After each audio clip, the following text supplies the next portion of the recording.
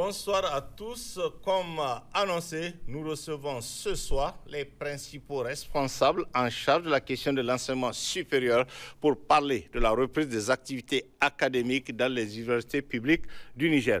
8 universités au total qui accueillent des centaines et des centaines d'étudiants chaque année avec parfois des difficultés au niveau des conditions d'accueil et d'études, mais dont l'État fournit d'énormes efforts pour assurer la continuité des cours dans ces différentes universités. Pour comprendre comment se prépare la reprise des activités académiques au cours de cette année, nous avons convié sur ce plateau plusieurs responsables, dont un responsable du ministère de l'Enseignement supérieur, 2 représentants des universités publiques du pays et un représentant de l'USN, l'Union des scolaires du Niger, qui vont nous donner leur appréciation des préparatifs de la reprise des activités académiques dans les différentes universités publiques du pays. Nos invités sont Dr Mahamadou Bahari Ibrahim, maître de conférence, directeur général de l'enseignement supérieur au ministère de l'Enseignement supérieur, de la Recherche et de l'Innovation. Professeur Monkela Haruna, vice-recteur de l'université Abdou Moumouni de Niamey. Docteur Karimou Haruna Bourema, maître de conférence, recteur de l'université Boubacarba de Tchilaberi, et M. Soule Talata Abdul Salam, secrétaire chargé de la presse du comité directeur de l'Union des scolaires nigériens. Messieurs, bonsoir et merci d'avoir accepté notre invitation où nous allons évoquer la reprise des activités académiques dans les universités publiques. Comment se prépare cette reprise des activités académiques dans les différentes universités du pays? Combien de nouveaux étudiants seront accueillis cette année dans les différentes universités? Les conditions pour la reprise des activités académiques pour cette année 2025 sont-elles réunies? Nous aurons la réponse à toutes ces questions dans ce débat. Et pour commencer cette question, comment se prépare la reprise des activités académiques dans les différentes universités publiques du pays? Combien de nouveaux étudiants seront accueillis cette année? Docteur Wari, bonsoir. Bonsoir. Et bienvenue sur le plateau du Grand Débat. On commence par vous. Merci, merci M. Abdoulaye Kiamogo. Merci pour, une fois de plus, pour cette occasion que vous nous donnez de parler de l'enseignement supérieur, en particulier des activités académiques dans les universités publiques du Niger. Merci une fois de plus. Alors, pour ce qui est de la reprise des activités académiques au niveau des UPN, donc les universités publiques du Niger, c'est ça. Il faut se dire que déjà à la réunion, donc au mois de juillet, à la fin donc lorsqu'on avait suspendu les activités académiques au mois de juillet, une réunion autour du ministre a rassemblé tous les différents recteurs et qui par là en fait avait fixé la suspension des activités académiques au 15 juillet dans toutes les UPN. D'accord. Et déjà à partir du 15, donc après le 15 juillet, les activités étaient suspendues et par la même occasion, les différents communiqués émis par les différentes universités, donc à l'époque, ont quand même également fixé, ont quand même arrêté la nouvelle date de la reprise des activités. Alors pour ce qui est de l'ensemble des UPN, la reprise des activités a été effective quand même dans la semaine du 1er septembre. Donc du 1er septembre, dans toutes les UPN. Et permettez-moi quand même d'attirer l'attention de l'opinion publique au niveau des universités publiques. Lorsqu'on parle de la reprise d'activité, en fait, ce n'est pas une rentrée en tant que telle. On dit bien reprise. Donc cette reprise-là, c'est que pour la plupart des entités qui constituent les différents UPN, les cours ont été suspendus. Pour ceux qui ont déjà fini, en fait, on attend les délibérations. Bien sûr.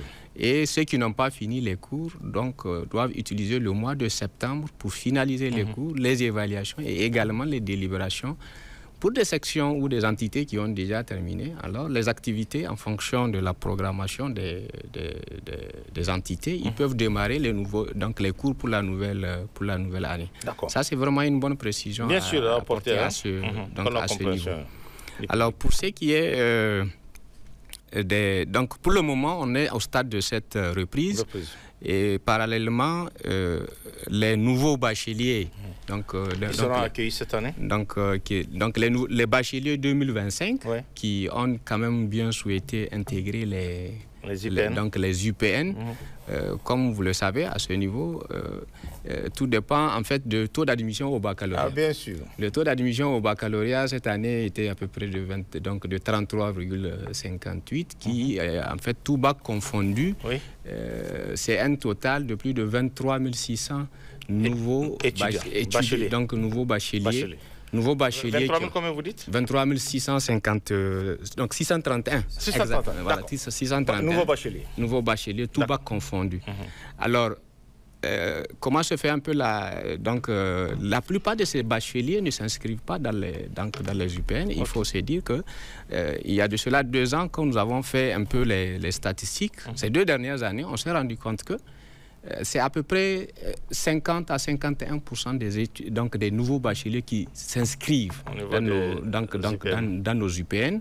À peu près, on a 30% qui s'inscrivent au niveau des établissements privés. Et donc, le restant sont à la fois admis dans des bourses, donc dans des établissements étrangers à travers les bourses de coopération que le Niger bénéficie. Et également, certains c'est-à-dire rentre dans des écoles de formation militaire, parce que, comme vous le savez, il y a des concours qui s'organisent pour intégrer des écoles militaires et les titulaires du baccalauréat accèdent à... Donc, le restant des bacheliers vraiment vont dans ce sens-là. Donc, si on essaie de regarder, au titre de l'année 2025-2026, près de 50% de ces 23 631 étudiants sont attendus. Et pour l'heure, les différentes universités ont fini ont clôturé donc les dépôts des dossiers. Pour certaines universités, les listes ont été déjà publiées, comme c'est le cas de Maradi. C'est-à-dire pour les autres, les différentes commissions sont à pied d'œuvre pour faire sortir la liste des présélectionnés et leur ouvrir les inscriptions pour qu'ils accèdent. Donc pour certaines qui ont déjà présélectionné, les cours ont déjà commencé depuis le 8 septembre. Et la semaine, donc hier aussi, hier le lundi 15, en fait, il y avait aussi une université qui avait commencé les cours avec les nouveaux bacheliers. Donc c'est pour dire que vraiment la reprise des activités académiques et le démarrage de la nouvelle année académique 2025-2026 a bien commencé dans les universités publiques du Niger. D'accord. Merci. Merci, Dr Boari. On va revenir sur certains aspects dans le débat. Professeur Moukela, bonsoir. Bonsoir. Et bienvenue sur le plateau du grand débat. Comment se prépare la reprise des activités académiques dans les différentes universités publiques du pays, notamment l'université de Niamey, dont vous êtes le vice-recteur. Merci, monsieur Tiemogo, pour non seulement l'initiative d'organiser ce grand débat autour de la situation académique dans les universités publiques. Je pense que c'est la première fois qu'on a au niveau de Télé Sahel une organisation de ce type-là. Je pense que cette initiative doit être saluée. Merci. Et cela va nous permettre d'éclairer l'opinion sur la situation académique dans les différentes universités publiques du Niger.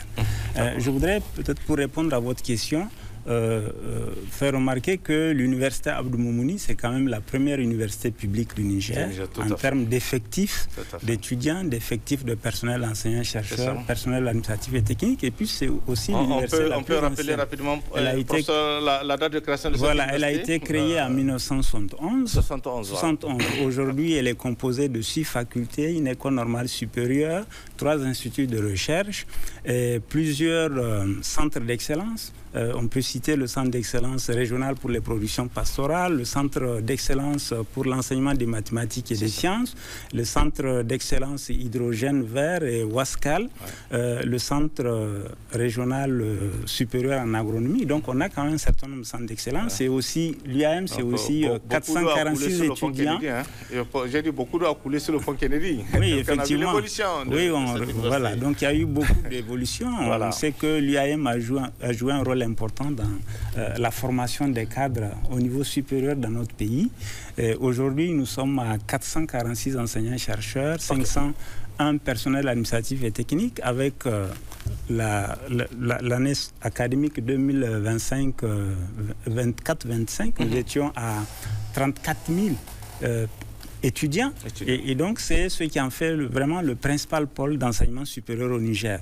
Maintenant, pour revenir à la situation, à la reprise des activités académiques, effectivement, comme l'a dit tout à l'heure le directeur des enseignements supérieurs au niveau du ministère, la reprise des activités s'est déroulée en début septembre, pour ce qui concerne l'UAM, et on a 3 à 4 types de situations. Nous avons les cours, ceux qui n'ont pas terminé les cours, qui sont en train de les poursuivre.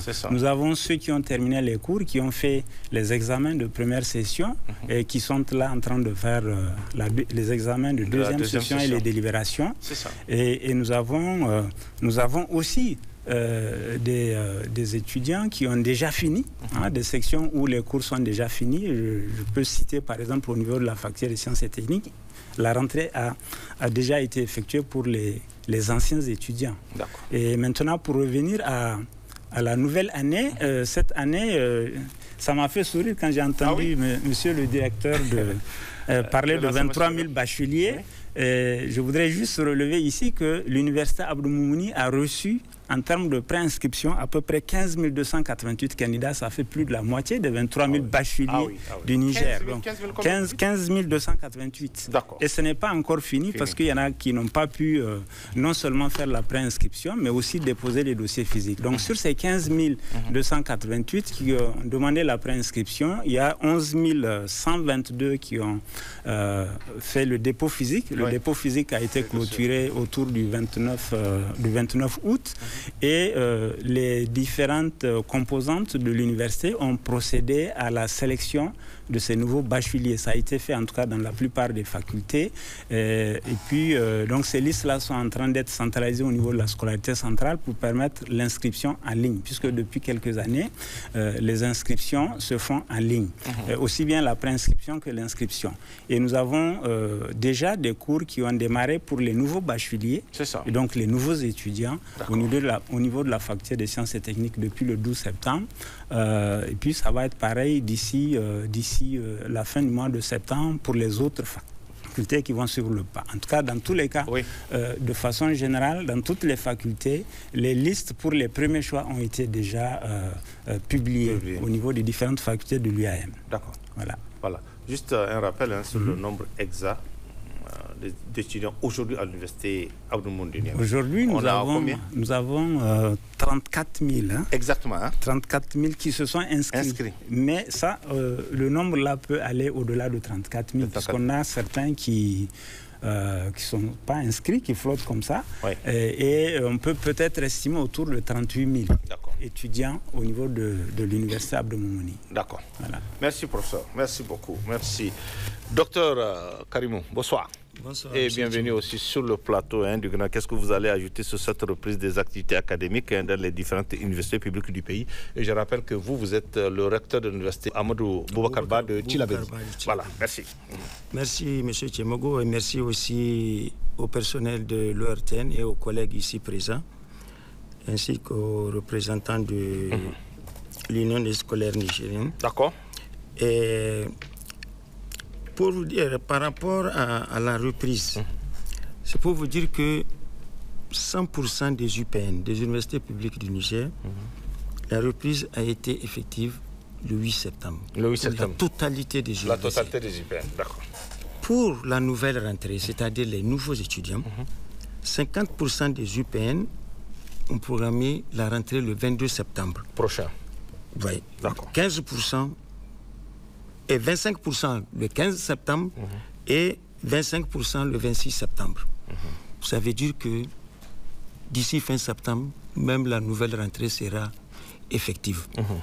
En ce qui concerne l'accueil des nouveaux étudiants, j'ai fait la situation des prescriptions au niveau de l'ensemble des UPN. D'accord. Sauf, je ne sais pas, sous contrôle du directeur de l'enseignement supérieur. Oui, d'accord. La 9e université, je ne sais pas si les gens ont commencé à... Ah, il y a une 9e université, hein? Voilà. Ah, d'accord. L'université virtuelle. Virtuelle, ok.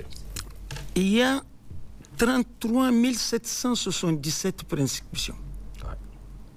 33 000. 33 000, d'accord. Alors que au baccalauréat, cette année, on a 23 631 admis. Et pourquoi cette différence? Mais ça veut dire... Ouais.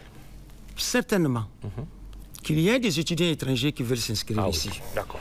Il y a également des étudiants de l'année passée qui n'ont pas pu s'inscrire, qui ont fait la préinscription en ligne.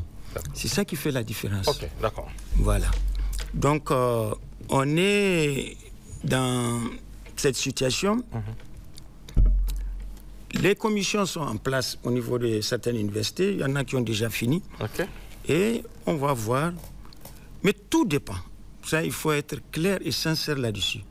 Tout dépend de la capacité d'accueil de nos structures. Bien sûr, ça on est d'accord. Voilà. D'accord. Voilà la situation. Merci, docteur Karimou. Monsieur Talata, bonsoir. Bonsoir. Et bienvenue aussi sur le plateau du grand débat. Qu'est-ce que vous allez ajouter sur cette reprise des activités académiques dans les différentes universités publiques du pays? Et je précise que vous êtes le représentant de l'USN, l'Union des scolaires nigériens. Merci beaucoup, monsieur Timogo, pour l'opportunité que vous nous offrez de pouvoir nous prononcer par rapport à la reprise, j'allais dire, des activités académiques dans les universités publiques du Niger. Bien sûr. Je vais m'inscrire dans la même logique que mes prédécesseurs en remerciant la radio-télévision nationale du Niger qui a vraiment permis de créer ces cadres d'échange parce que ces cadres a beaucoup manqué. Parce que le vice-recteur de l'université de Niamey l'a rappelé, c'est l'une des premières fois que ce genre de cadre est créé. Et ce sont des cadres qui permettent effectivement de pouvoir mettre à nu les problèmes que les structures ou que les universités rencontrent et puis pouvoir proposer des solutions alternatives pour que l'État vraiment puisse assumer pleinement sa responsabilité. Donc pour ce qui est de cette reprise, je pense que tous mes prédécesseurs ont eu à faire la nuance. Il ne s'agit pas de la rentrée, de la nouvelle rentrée. Tout à fait. À la différence des autres pays où l'année, si elle, comment on appelle ça, elle est programmée, on la termine.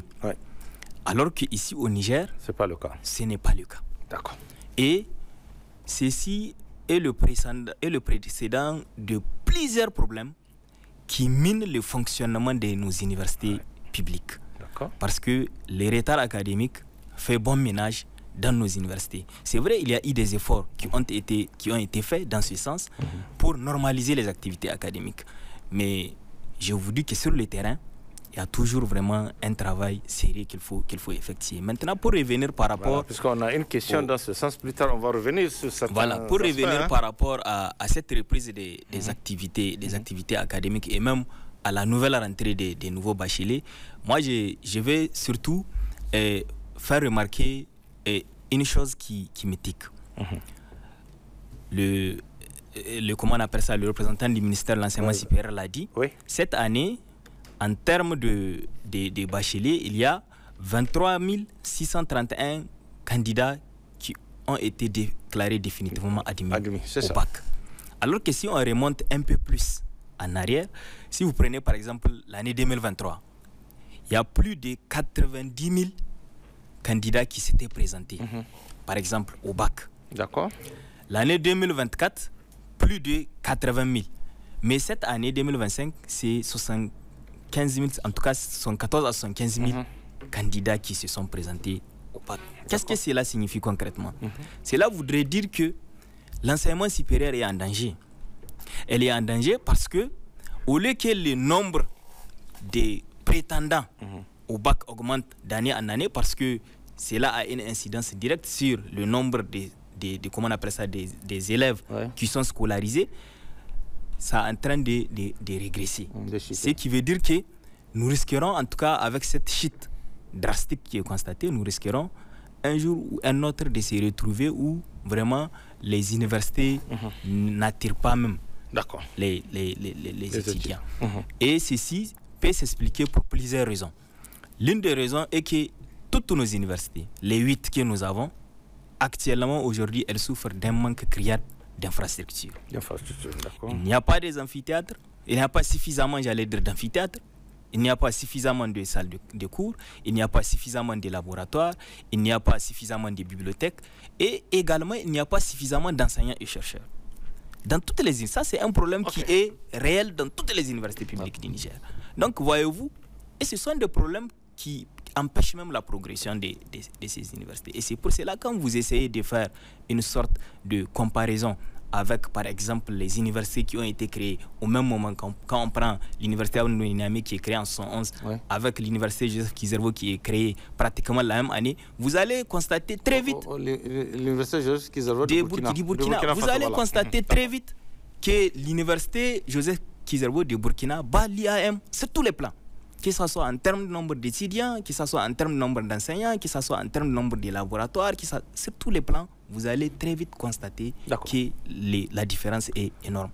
Donc, vraiment, nous, cette rentrée, à notre niveau, au niveau des scolaires nigériens, nous sommes animés d'un esprit mitigé parce que nous constatons vraiment que l'enseignement supérieur souffre et il va falloir à ce que les débats soient posés pour que véritablement nous puissions sortir la tête de l'eau, comme on l'a dit. D'accord. Il y a une question dans ce sens. On va comprendre pourquoi tout ce phénomène-là. Merci. Et Dr Bohari, est-ce que toutes les conditions aujourd'hui pour cette reprise est réunie? Toutes les conditions, je pose la question, au niveau du ministère de l'Enseignement supérieur. Parce que c'est le ministère qui donne les moyens à ces IPN. Voilà. Tout à fait.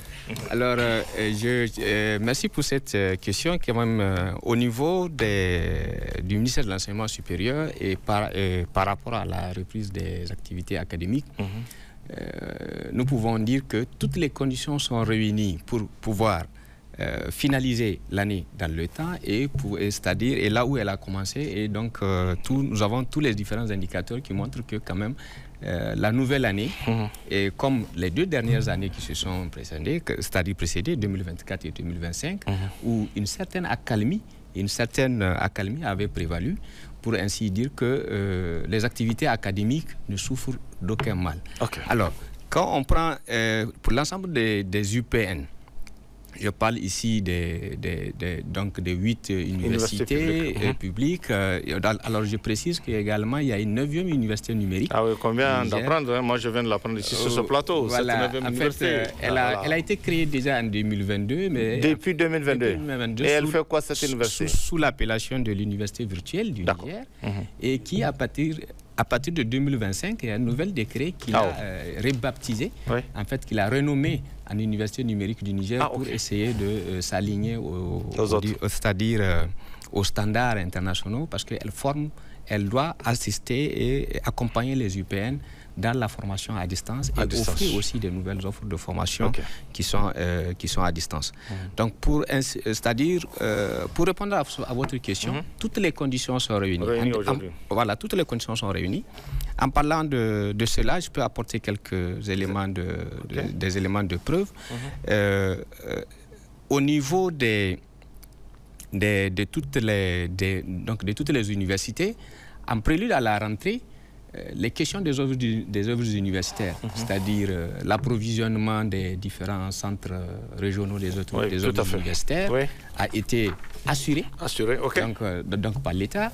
Et également au niveau du personnel enseignant, parce que là où on doit reprendre, donc là où la nouvelle année doit commencer, déjà avant au mois de août et septembre, les différentes programmations pour les nouveaux cours là ont été élaborées. Et pour là où ils vont continuer, donc là également, avant le 12, donc avant le 15 septembre, c'est-à-dire pour ce qui est de la reprise, donc les programmations ont été faites. Je parlais tout à l'heure de l'approvisionnement des centres universitaires qui a été quand même suivi de près par le ministère pour s'assurer que cela soit une condition première pour la reprise des activités académiques. De l'autre côté, toujours pour assurer la bonne reprise des activités académiques, il faut se dire que il y a les bourses. Et là, à cette date, il faut saluer le gouvernement pour cet effort, c'est-à-dire sous la supervision du ministère de l'Enseignement supérieur et de la Recherche. Au niveau de l'ANAP, à cette date, toute la bourse de l'année 2024. Parce qu'au niveau de l'ANAP, toutes les assignations en région ont été faites. Il revient quand même aux trésoreries régionales de pouvoir faire le décaissement et procéder au paiement des bourses. C'est-à-dire au paiement des bourses. Ce qui n'a pas été fait, c'est peut-être là quand on va parler de la bourse des étudiants pour l'année 2025. Et là, il faut reconnaître que le paiement de l'année des bourses 2025 est toujours conditionné par la disponibilité des résultats. Et les résultats académiques, comme l'année n'est pas les premiers résultats donc, sont en train d'arriver peu à peu, donc en fonction des entités. Et l'ANAB en train et à pied d'œuvre également pour préparer les différents états de paiement. Parce que c'est avec les résultats qu'on saura qui passe, qui ne passe pas et faire les états et procéder au paiement. Donc, pour ainsi dire, au niveau du ministère de l'Enseignement supérieur, nous suivons de près les activités académiques au niveau des différentes entités qui composent les différentes universités, mais également parce que pour une bonne reprise des activités académiques, il n'y a pas que les cours. Tout à fait. Il faut assurer les autres aspects connexes, c'est-à-dire les œuvres universitaires, mais également la bourse. Et pour ça, le ministère de l'Enseignement supérieur a veillé à ce que tout cela soit au beau fixe pour que la rentrée académique soit... la reprise soit effective et que la rentrée académique s'enchaîne progressivement dans les UPN. D'accord. Merci Barou. On va écouter les réactions des autres. Professeur Haruna, qu'est-ce que vous en pensez? Est-ce que toutes les conditions sont reposées? Vous avez écouté ce que le directeur de l'enseignement supérieur a dit? Oui, voilà. Qu'est-ce que vous en dites au niveau? Je voudrais juste réagir à un aspect qui a été évoqué par M. Talata, notamment sur la baisse des effectifs de candidats au bac. Je pense que ce n'est pas lié au manque d'attrait ou à l'insuffisance d'attrait des universités publiques du Niger. C'est lié aux difficultés des autres segments du système éducatif, notamment le primaire et le secondaire. C'est ça. Avec toutes les crises que ces deux segments ont connues, y compris des crises sécuritaires, qui ont fait qu'on a des effectifs qui sont en baisse par rapport aux années antérieures. Donc cette précision, en fait, je voudrais dire pour ce qui concerne l'UAM, effectivement, pour ce qui concerne 2024-2025, l'année académique, elle s'est déroulée dans des bonnes conditions, en tout cas des conditions acceptables. Il n'y a pas eu de perturbations majeures et je tiens à souligner les efforts de tous les acteurs externes et internes pour que nous ayons une année académique apaisée, en tout cas pour 2025. Et donc que ce soit du côté des enseignants-chercheurs, des étudiants, ou des personnels administratifs et techniques, il n'y a pas eu de perturbation au niveau de l'année académique. Donc il y a quand même une sérénité qui a prévalu au niveau du déroulement de cette année académique. Je voudrais donc saisir l'occasion pour remercier tous ces acteurs-là, les enseignants, chercheurs, les personnels administratifs et techniques et les étudiants pour tous les sacrifices consentis pour que cette année académique se soit déroulée dans des conditions en tout cas acceptables, même si on sait qu'il y a un certain nombre de difficultés qui existent. Et je voudrais peut-être évoquer ces difficultés-là qui sont d'ordre infrastructurel, notamment quand on prend des exemples très concrets au niveau de la faculté de lettres et sciences humaines qui a plus de 56% des effectifs de l'UAM. Au niveau de cette faculté, de 22 000 étudiants, on n'a aucun amphithéâtre 1000 places. On a une tente marocaine de 1000 places qui est aujourd'hui qui est hors d'état d'usage parce qu'elle est complètement délabrée. Et on a un amphi 1000 places qui est en construction, qui n'est pas fini et donc qui n'est pas disponible pour permettre aux étudiants de faire cours. Et ça pose un problème pour notamment les cours de tronc commun où l'année dernière, on a eu jusqu'à 7000 étudiants en première année qui doivent faire un tronc commun dans une faculté où on n'a aucune infrastructure de 1000 places. Et si on fait le ratio d'ailleurs au niveau de l'infrastructure, on voit que l'indicateur est très très mauvais puisque nous avons une place assise pour 6 étudiants. Donc il y a 6 étudiants il y a 5 qui sont debout, il y a un qui peut s'asseoir. Tout à fait. En tout cas, une place assise pour 6 étudiants, et ça pose problème. Au niveau de la faculté des sciences juridiques et politiques, également, c'est la même chose. Par exemple, cette année, ils ont accordé l'inscription pour 1400 étudiants, alors qu'on a un seul amphithéâtre 1000 places. On a une tente marocaine de 1000 places qui ne marche pas non plus. Et donc, vous voyez qu'il y a 1400 étudiants qui vont faire cours dans un amphithéâtre de 1000 places. Donc, il y a quand même des difficultés en termes d'infrastructure qui se posent. Ces difficultés aussi, à ces difficultés s'ajoutent des difficultés d'ordre en ressources humaines. Vous avez vu, on a 446 enseignants pour 446 enseignants, enseignants, chercheurs et chercheurs, pour plus de 34 000 étudiants. Ça fait un ratio de un étudiant pour un enseignant-chercheur pour 77 étudiants. Et quand on fait les normes au niveau de la faculté de lettres et sciences humaines, au département d'anglais, là, ça va jusqu'à un enseignant-chercheur pour 400 étudiants. Donc, les indicateurs sont mauvais, donc cela suppose quand même qu'il y a une insuffisance des ressources humaines. Si on va à la FSJP, c'est le même problème. On a un enseignant-chercheur pour 150 étudiants. Donc il y a des difficultés en termes de ressources humaines réelles qui sont là. On a aussi des difficultés d'ordre en ressources financières, puisque la subvention que nous avons au niveau de l'Université Abdou Mouni, depuis 2 ans, ça ne bouge pas. C'est la même subvention qui est reconduite. Ça ne bouge pas. C'est là-dedans. Elle est de combien, si on peut savoir? Elle est de 14 milliards. 14 milliards. C'est là-dedans qu'on doit payer les salaires, qu'on doit payer les droits statutaires, qu'on doit faire les dépenses incompressibles, l'eau, l'électricité, etc., etc. Cette subvention, elle n'a pas bougé. Et donc, je voudrais quand même que l'opinion sache quand même que les enseignants, les personnels administratifs et techniques, les enseignants-chercheurs, en tout cas les personnels des universités, font leur mieux, font beaucoup d'efforts, en tout cas pour assurer le fonctionnement de nos institutions. Et je pense qu'il est important de souligner cela. D'accord. Merci, professeur. Oui, ce que vous voulez dire rapidement, vous allez... Voilà, il y a une précision, en fait, quand il a été évoqué, en fait, la situation des bacheliers, le total des candidats qui se sont présentés cette année, à peu près, sont 14 000, et comparativement aux 2 années précédentes, on était à 90 000. Alors, en dépit, donc, outre l'autre raison qui a été évoquée, parce qu'elle n'est pas uniquement liée, c'est-à-dire... il faut regarder au niveau du secondaire. Alors, au titre de l'année 2025, c'est qu'il a été demandé de ne plus... Donc, un candidat qui va se présenter au baccalauréat, il faut qu'il justifie d'abord qu'il dispose d'un BEPC. D'un BEPC d'abord. D'un BEPC datant d'au moins 3 ans. 3 ans.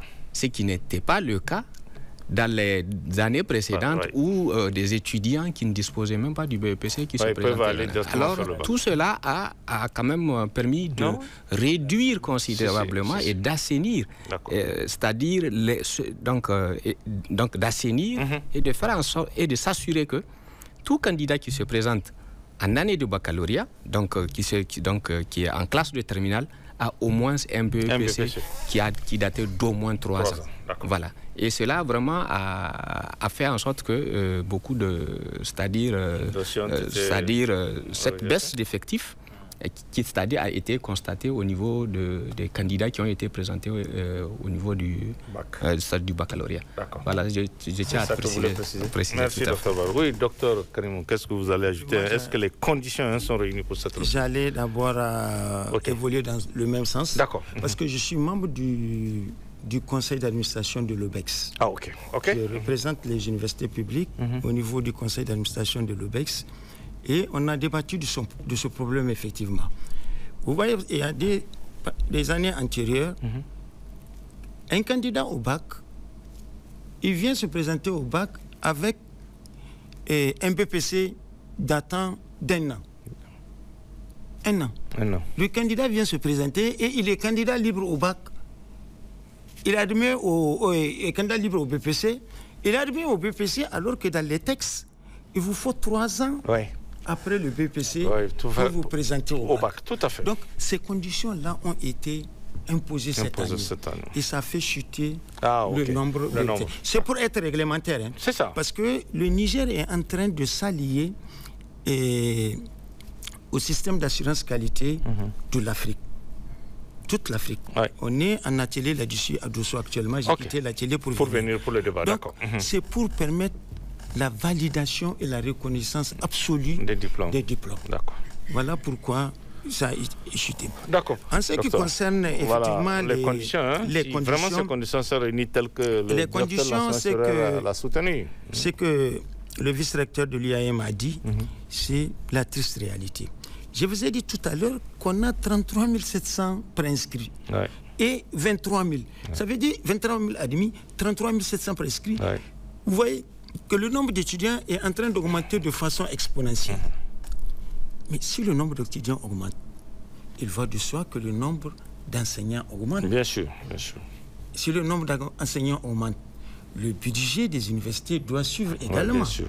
Donc, c'est ça les difficultés qu'on a réellement. Et les difficultés d'infrastructure. Les difficultés d'infrastructure existent dans toutes les universités, mais il faut reconnaître aussi qu'il y a quand même des efforts. Des efforts qui sont faits. Okay. Il y a des efforts parce qu'on a réceptionné plusieurs bâtiments il y a juste 10 jours à Maradi. À Maradi, ok.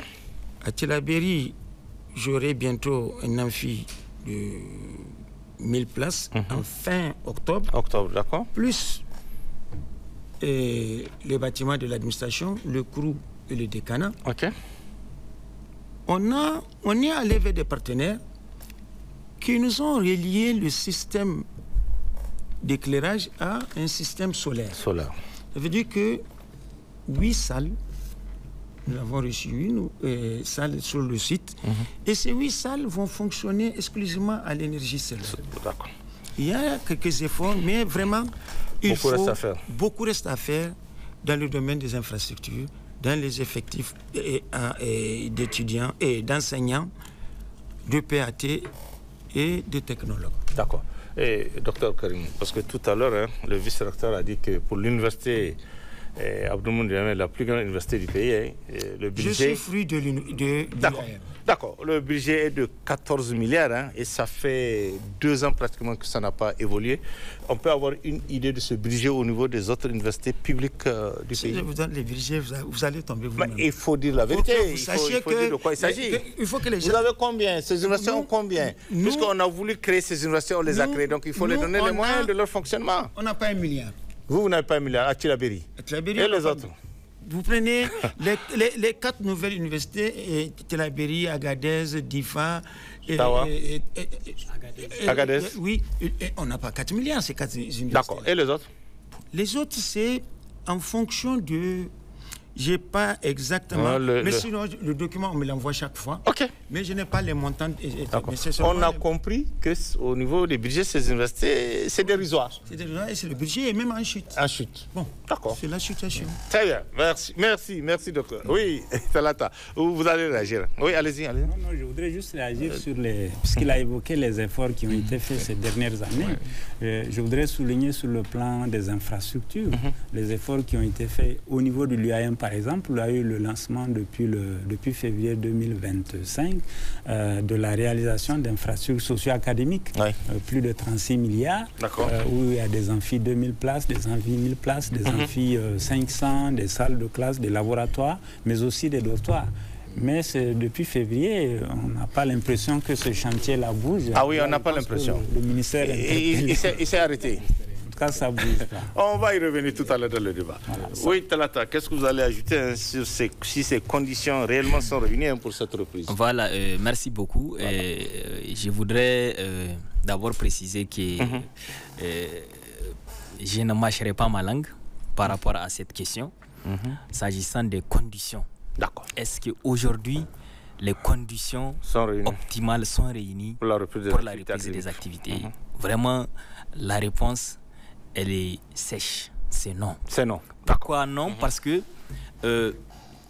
quand on parle de la réunification des conditions pour la reprise des activités académiques, on parle là de la disponibilité en quantité et en qualité des salles de cours, de la disponibilité des enseignants, de la disponibilité des dortoirs pour héberger les étudiants, de la qualité en termes comment on appelle ça, de restauration, que ce soit qualitatif ou quantitatif, de la disponibilité des bus pour transporter les étudiants, parce que les universités ne peuvent pas, comment on appelle ça, héberger l'ensemble des étudiants qui sont régulièrement inscrits. Donc il y a ceux qui sont en ville, il faut pouvoir les transporter.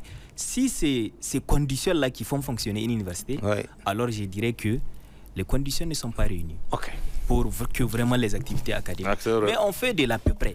Et aujourd'hui, on fait de l'à peu près. C'est-à-dire, on fait avec ce qu'il y a à dire. Mais ça ne permet pas vraiment de comment on appelle ça, de fonctionner avec toute la qualité requise. Parce que l'enseignement supérieur, ça coûte cher, extrêmement cher. Mais ça en vaut la peine. Pourquoi? Parce que c'est l'avenir du pays qui est formé. C'est les élites de demain. C'est les élites de demain. D'accord. Et aujourd'hui, il n'y a pas tout État qui va mettre à l'écart les universités. Eh bien, sachez que cet État ignore son propre avenir. Et donc, sur cette base, moi je dirais que vraiment les conditions ne sont pas réunies pour la simple raison que sur le plan infrastructurel, les conditions ne sont pas totalement réunies. Sur le plan du personnel, les conditions ne sont pas réunies. Je parle là des enseignants et chercheurs et aussi des personnels administratifs et techniques. Et aussi sur le plan social. Parce qu'aujourd'hui, quand vous prenez les bacheliers de l'année 2024, c'est-à-dire ceux qui ont effectué la rentrée 2023-2024, jusqu'à l'heure où je parle, ils n'ont pas perçu une seule tranche de bourse. D'accord. Sur les 4 tranches. Il va réagir. Le directeur de l'enseignement supérieur va réagir. Sur les 4 tranches. Il va réagir. Qu'ils sont censés percevoir. D'accord. Il va réagir tout de suite. Ils n'en ont perçu aucune. D'accord. Et à l'instant où nous parlons, ces bacheliers là 2024 doivent percevoir leur 5e tranche dans ces moments-là précis. Ok. Ils doivent percevoir leur bourse de vacances qui allait leur permettre de pouvoir préparer la rentrée.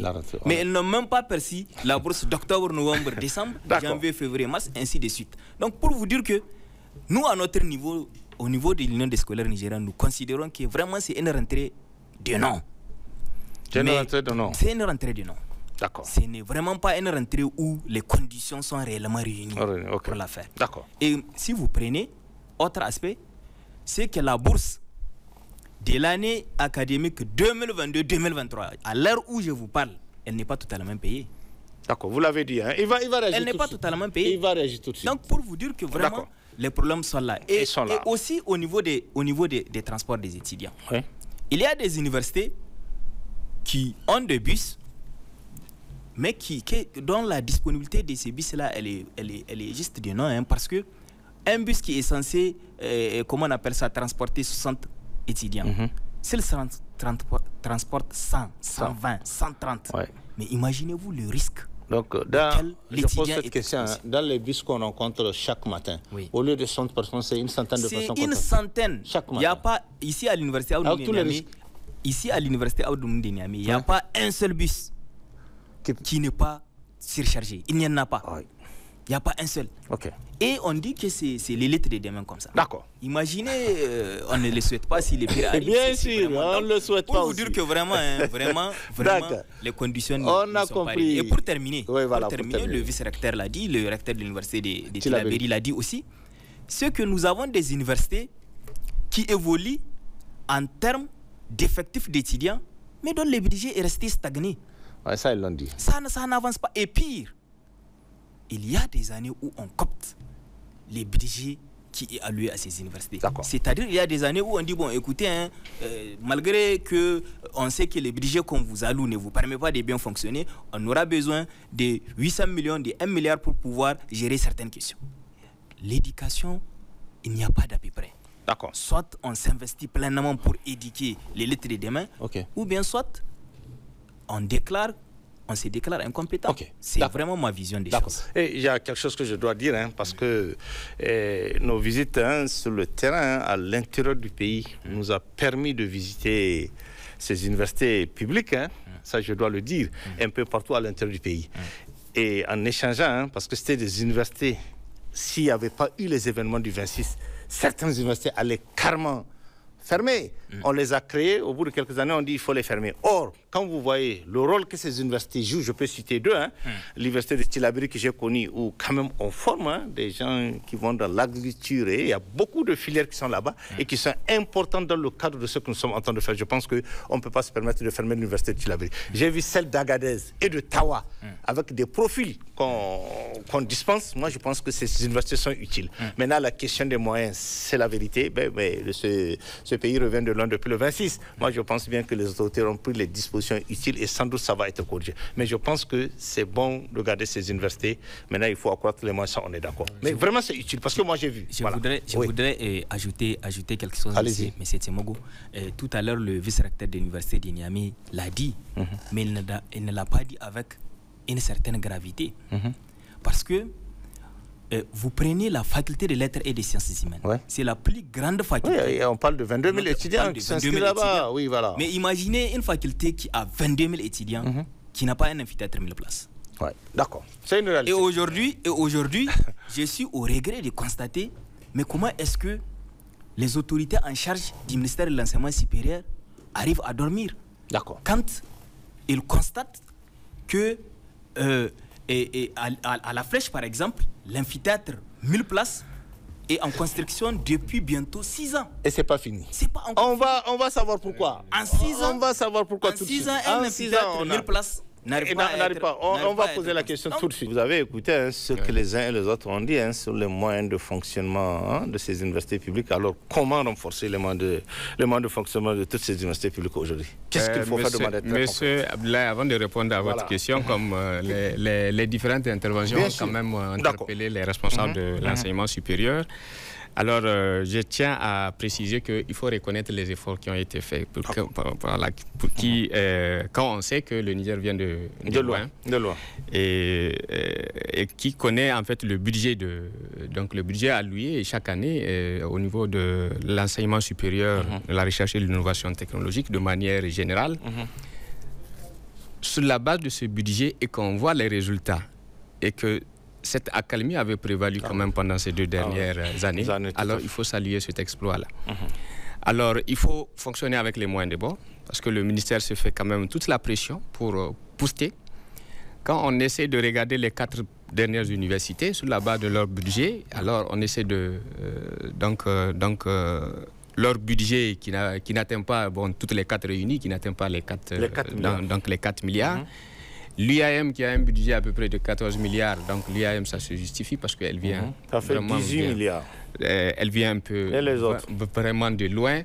Alors pour les précisions sur les différents budgets, en fait je vais c'est-à-dire je ne vais pas donner beaucoup de précisions pour ces différents éléments. Le nombre d'étudiants augmente, les ressources ne suivent pas, mais quand même il faut saluer à la fin. Lorsqu'on voit cette accalmie qui règne dans les différentes universités, donc il faut se demander vraiment de l'effort que les différents animateurs ont pu faire, en particulier en fait, au niveau de l'enseignement supérieur, pour doter le peu qu'il y a là, on essaie de les transférer dans les UPN, dans les différents cours et à l'ANA pour pouvoir prendre en charge. Il faut rappeler que quand tout à l'heure on m'a interpellé à propos des bourses de 2022, les responsables actuels de l'enseignement supérieur ont trouvé des dettes de bourse de 2019. Ah oui, ça aussi c'est une réalité. De 2019. Et qui sont actuellement épongées. Et exclusivement. Et il faut le saluer et mettre tout cela à l'actif des responsables qui animent l'enseignement supérieur aujourd'hui. Pour la première fois qu'un paiement de bourse, 3 tranches d'emblée, il faut demander tous les étudiants. Depuis la création du centre universitaire de Niamey, à cette date-là, il n'y a jamais eu de paiement de bourse de 3 mois sur ce plateau d'emblée. Le paiement de la tranche de bourse de 2024, ça se justifie parce qu'on ne peut pas payer un étudiant qui n'a aucun résultat. Alors il faut attendre ces résultats pour établir les états de paiement et puis engager le processus de paiement. Vraiment, sur la base des ressources qui sont disponibles au niveau, qui sont mises à disposition au niveau du ministère de l'Enseignement supérieur, qui à son tour essaie de les transférer dans les UPN en fonction de ce qu'ils ont demandé. C'est vrai, il y a des réajustements à chaque fois. Quand on essaie de voir, on leur donne juste le minimum pour pouvoir fonctionner. Et cela en fonction des différentes tranches. Et qui connaît la situation du pays, en fonction des ressources, l'enseignement supérieur, je pense que ce n'est pas un oublié de des responsables qui sont quand même au pouvoir. C'est vrai, des efforts restent à faire, mais il faut déjà saluer les efforts qui ont été faits pour maintenir cette accalmie. Oui, bien sûr. Alors pour revenir à votre question, maintenant, c'est-à-dire qu'est-ce qu'il faut faire? Donc, je l'ai déjà une fois dit sur les antennes de la RTN, l'éducation et la formation, c'est un domaine stratégique. C'est-à-dire, c'est un secteur assez stratégique, lequel, quand on essaie de voir, ce n'est pas un secteur marchand, donc pour dire que je vais investir pour retirer. Oui, tout de suite. Mais quand même, son volet stratégique fait en sorte que c'est un volet qui assure la formation des ressources humaines, de l'élite de ce pays pour pouvoir assurer le développement socio-économique et culturel du pays. Alors, pour faire de ce domaine, de ce sous-secteur de l'éducation et de la formation un pilier de développement, vraiment, il ne faut pas miser sur les moyens. Il ne faut pas miser sur les moyens. Il ne faut pas miser sur les moyens, pour ainsi dire qu'à chaque fois que les différentes institutions demandent, parce que tout le monde le souhaite, mais même la plus belle femme ne peut donner que ce qu'elle a. C'est-à-dire ce qu'elle a. En fonction de ce qu'elle a, quand même, il y a du génie qui se fait. Parce que quand on voit ce qu'on a donné et les résultats qui sortent, vraiment, il faut saluer les efforts. Les différents moyens par lesquels il faut procéder, vraiment, en dehors de l'UAM, qui aujourd'hui, comme l'a dit bien noté le vice-recteur, qui est un peu en deçà, c'est-à-dire dans le ratio, parce que le ratio nombre étudiant, c'est-à-dire nombre étudiants par enseignant, il est de 35 étudiants pour un enseignant, ça c'est le ratio de l'UNESCO. Il est seulement à 70 au niveau de l'UAM et un peu plus élevé au niveau de l'université André Salifou, mais pratiquement dans toutes les autres universités. Aujourd'hui, l'université André Boubacar Ba de Tel Aviv, il n'a pas 1000 étudiants. Quand tu prends les 4 derniers étudiants en dehors de l'université de Dozo qui a 997 étudiants, autour de l'année 2024-2025, là, ils n'ont pas 1000 étudiants. Donc, l'UAM, avec ses 34 299 étudiants, l'université André Salifou à peu près avec 10 000 étudiants, autour de l'année 2025 là, qui est en train de s'achever. Et la troisième université, donc l'université Djibo Hamani et l'université de Maradi, ils sont autour de 6 000 et 4 000 étudiants. Et ces universités, quand vous prenez l'université Djibo Hamani de Tawa et l'université d'Andiko Dankulodo n'ont pas de problème criard en termes d'infrastructures comme les deux premières, c'est-à-dire en termes d'effectifs. L'université Abdou Moumouni. Ça, on a vu à l'université d'Ottawa parce que j'ai visité. Voilà, l'université d'Ottawa aujourd'hui. Voilà, à l'université d'Ottawa aujourd'hui, le ratio est de la normale. À l'université d'Andikoulon-Koulodo de Maradi, le ratio, c'est-à-dire, il est normal, tout de même que les 4 autres dernières universités. D'accord, donc, docteur. Le programme, vraiment les moyens à mettre en œuvre, vraiment c'est vrai. Oui. Il faut améliorer l'existant. Donc, il faut construire des infrastructures, mais il faut également renforcer cela avec les personnels d'encadrement. Quand je parle de personnel d'encadrement, c'est vraiment tous les enseignants, chercheurs et personnels d'appui qui doivent assurer un encadrement normal pour que les étudiants puissent subir une formation de qualité et qu'ils finissent leur formation et qu'ils viennent servir le pays. Mais je tiens quand même à le préciser, quand on sait ce qu'il y a de disponible et qu'on voit les résultats à la fin de l'année, il faut saluer les efforts. Ça, vous avez beaucoup insisté là-dessus. Voilà. Merci, docteur. Oui, et professeur Harouna, qu'est-ce que vous allez ajouter comment il faut faire de manière très concrète pour renforcer le moyen de ces universités? Moi, je pense que, en tout cas pour ce qui concerne l'université Abdou Moumouni, il est quand même important de revoir la subvention que l'État accorde à cette institution à la hausse. Il est également important qu'on continue les efforts de recrutement de personnel enseignants et chercheurs. Vous avez vu que les ratios ne sont pas... ils sont au-delà des normes une question par rapport à ces enseignants-chercheurs. Ils sont là? Il y en a beaucoup aujourd'hui qui attendent d'être recrutés ou pas? Non, pour le moment, il n'y en a pas, parce que pour le moment, il n'y a pas de poste budgétaire comme... Mais il y a quand même des enseignants-chercheurs qui sont là, qui attendent. Qui sont sur le terrain, je veux dire, sur le marché. Les enseignants, bon, il y a des gens qui en fait, des docteurs qui sont là, qui peuvent... Puisque quand même, on a des écoles doctorales depuis quelques années qui forment des doctorants, donc des docteurs, et on a aussi ceux qui font la formation à l'extérieur. Donc le problème, ce n'est pas celui de la disponibilité de personnes à recruter. Le problème, c'est les moyens pour pouvoir recruter, puisque si vous avez une subvention qui ne bouge pas, c'est très très difficile dans ces conditions-là de pouvoir recruter ou de créer des nouveaux postes. Ce qu'on fait aujourd'hui, c'est plus les remplacements quand il y a des collègues qui vont à la retraite. Alors, c'est tout à fait. Voilà, donc ça se fait comme ça. Je pense qu'il est indispensable quand même de soutenir l'enseignement supérieur, puisqu'il faut savoir que l'enseignement supérieur, bon, il a dit, mais c'est quand même une matière première essentielle du développement. On ne peut pas assurer le développement d'un pays sans soutenir ce système d'enseignement supérieur. On a les exemples à travers le monde qui montrent l'importance de ce secteur pour le développement socio-économique. Donc je pense qu'il est important à la fois de revoir un peu à la hausse les ressources financières qui sont accordées à ce secteur, de revoir aussi de permettre à ces structures-là d'avoir des infrastructures au moins qui permettent de façon minimale à répondre aux exigences, notamment en termes de places assises pour les étudiants qui vont prendre cours, pour que les conditions de travail, les conditions d'études soient des conditions au moins minimales. Il est important aussi de voir un peu à la hausse, les ressources humaines. Il y a eu des efforts qui ont été faits il y a quelques années pour le recrutement. Ces efforts-là doivent être poursuivis. On a pu bénéficier de 118 postes d'enseignants-chercheurs à un certain moment. Je pense que ces efforts-là, on peut les poursuivre. Et puis, bon, pour ce qui concerne les autres aspects, il faut savoir que les flux étudiants augmentent chaque année. Il est important aussi que le rythme d'évolution, que ce soit des ressources humaines, des ressources financières, des infrastructures, suit l'évolution des effectifs. D'accord, voilà. Merci. Oui, docteur, qu'est-ce que vous allez ajouter sur comment il faut renforcer ces moyens de la université publique, voilà, pour une formation de qualité. De l'enseignement supérieur, qu'on dépasse 1000 étudiants. Ah oui, a-t-il la vérité? On dépasse 1000 étudiants, et même le fait que le nombre d'étudiants a chuté, c'est dû au fait que Tchemogo avait déjà expliqué, ces universités étaient à 1 mm de la fermeture. De la fermeture, voilà. 1 mm. Ouais. Il a fallu, vous êtes témoin, il a fallu la reprise des arrêtés pour créer les... Avec l'arrivée du CNSP. Oui, des offres de formation.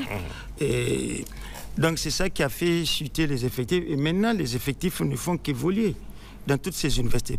Je crois que, à la différence des autres pays, le problème crucial de nos universités, c'est que on ne fonctionne que sur la base de la subvention de l'État. Ah oui. C'est uniquement la subvention de l'État. Il faut maintenant voir les possibilités de créer des fonds propres. Ouais. Ça, c'est des initiatives personnelles de chaque université. Il a dit en fonction des moyens alloués, c'est de voir ce qu'on peut faire. Je donne l'exemple de Tillabéri. Je ne connais pas pour les autres structures. Actuellement, on est en train de construire une ferme. Actuellement. Dans le but d'abord de ravitailler la population, de ravitailler le coût des centres des œuvres universitaires. D'accord. Parce que on a vu, sur l'exemple des étudiants, des simples étudiants qui font la production de volailles, ils se retrouvent avec un chiffre d'affaires de 300 000 nets le mois. Les étudiants formés par la structure. Maintenant, on s'est dit, bon alors, il faut produire suffisamment et écouler, ça va créer des ressources. On va produire dans le domaine des productions animales, on va produire l'aliment volaille. L'aliment volaille, on le fait déjà. Déjà, ok. Et vous savez, le sac que nous importons à 12 000, les étudiants les vendent à 5 500. Et pour la production des œufs, on a un taux de ponte de 85%. Pourquoi dépenser 12 000 alors, bien sûr. On va essayer, on est en train d'aller vers des partenaires pour voir comment produire à grande échelle. Voilà, moi, ce que je préconise pour vraiment... parce qu'on dit qu'on doit accompagner l'AES dans le cadre de la souveraineté. C'est ça. Il faut produire. Ok. Et je vous invite à visiter le village de l'AES au forum de la recherche. À Tillabéri. Non, le 24, non. Le 22 au 24. Ici même, à Niamey. Ici même. D'accord. D'accord, merci docteur. Oui, Talata, qu'est-ce que vous allez ajouter? Comme ça, on va à la dernière question pour finir. Sur cette question de fonctionnement, comment renforcer les moyens de fonctionnement de ces universités? Voilà, moi je crois que pour renforcer les moyens de fonctionnement de nos universités publiques, déjà mes prédécesseurs ont abordé déjà des perspectives qui sont tout à fait pertinentes. C'est ça. Dans un premier temps, le rôle régalien de l'État doit être revu en termes des budgets alloués pour le fonctionnement de ces universités. D'accord. Parce que on ne peut pas, comment on appelle ça, ne pas être sensible au fait que le budget qui est alloué pour le fonctionnement de ces universités ne permet pas véritablement leur fonctionnement. Et de l'autre côté, le recteur de l'université de Tillabéri a commencé à aborder la question. Il faut que nos universités puissent être des institutions qui génèrent elles-mêmes des ressources financières. On ne doit plus vraiment se camper sur l'État. Il faut que les universités... Et vraiment, la matière est là. Elle est là. Elle est là. Parce que nos enseignants-chercheurs ont vraiment l'ingéniosité de pouvoir monter des projets que les étudiants vont accompagner.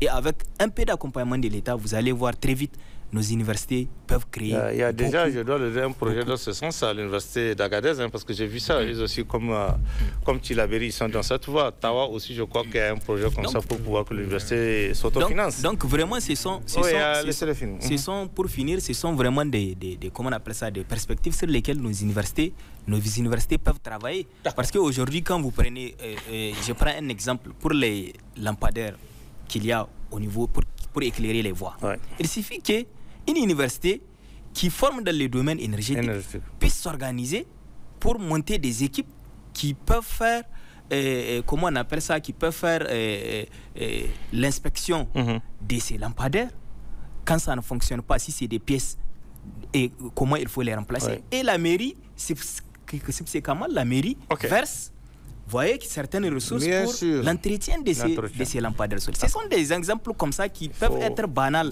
à vue, mais qui peuvent rapporter beaucoup de ressources aux universités. Maintenant, l'autre aspect sur lequel je voudrais également me prononcer pour que vraiment ça marche, il faut que l'État assume pleinement sa responsabilité. Parce qu'aujourd'hui, vous n'êtes pas sans savoir que nous avons des camarades qui sont à l'extérieur, qui ont bénéficié de la bourse de coopération. Et dans leur totalité, ce sont des camarades qui ont été sélectionnés sur la base de leur performance académique. Okay. Cela veut dire que c'est des meilleurs étudiants qu'on envoie. Mais à chaque fois, ce sont des cris de cœur, d'alerte, des lettres qui nous sont envoyées régulièrement. Nos camarades qui sont à l'extérieur, ils sont menacés chaque jour. Ouais. Soit d'être exclus pendant les examens. Ouais. Imaginez-vous, vous déplacez, vous êtes Nigérien, vous vous déplacez, vous partez dans un pays étranger, dans une université ou un institut supérieur dans lequel il y a une quinzaine de nationalités. Et à chaque fois qu'on va faire des examens, on dit les Nigériens sont parce que l'État n'a pas versé les frais de scolarité de ses étudiants. Okay. À l'instant où je vous parle, je parle sous contrôle de... Il est là, le directeur de l'assurance, il va réagir.